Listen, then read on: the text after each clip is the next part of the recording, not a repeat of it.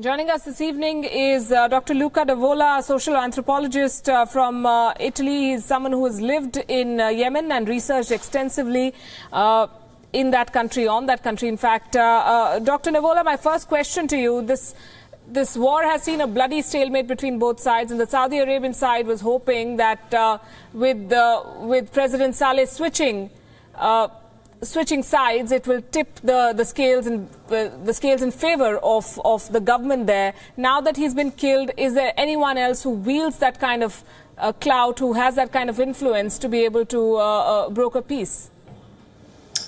Good evening, first of all. Clearly, the Saudi-led coalition thought that Ali Abdullah Saleh was their best chance to reach a peace agreement.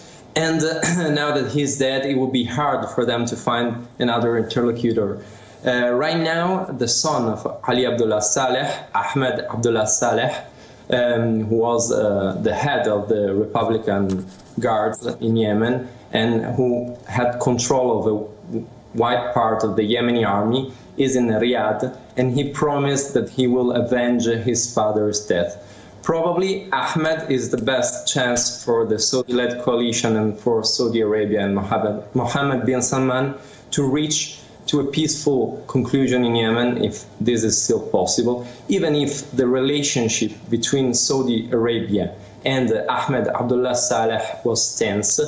And it seems that just a few months ago there was a personal clash between Mohammed bin Salman and Ahmed, and that right now the Emirates are brokering the negotiations with Ahmed Abdullah Saleh.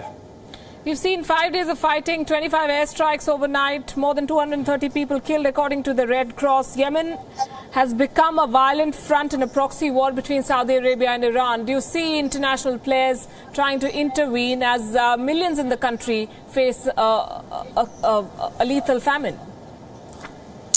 Well, basically, it's very hard for international players to intervene in the country because the situation is very fragmented right now in Yemen, because the country is divided not only between the legitimate government in the south and the Houthis in the north. Already in the north, it was split between the forces loyal to Ali Abdullah Saleh and the Houthis, who mainly controlled the northern parts of the country.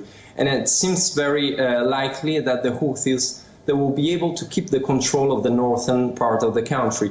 All the efforts that the international organizations made to relieve the population, and especially reaching to the possibility of unleaving the embargo that is blocking the country since many months, they failed. And what's more worrying is that in the southern part of the country right now, it seems that President Hadi doesn't have the power to rule and to control his own coalition, since the Emirates are backing the Southern Transitional Council. So it's hard to understand how the country is going to split in these circumstances. Indeed. Dr. Luca D'Avola, thanks very much for joining us with your insights on what's happening in Yemen. The civil war in Yemen has sparked, as we've been saying, the largest humanitarian crisis and disaster in the world right now. The casualty numbers paint an extremely grim picture. The United Nations has recorded more than 13,000 civilian deaths. More than 1,500 children have died in the civil war so far, according to the records. Almost as many have been recruited as child soldiers, mostly by the Houthi forces. But this is only one side of the story.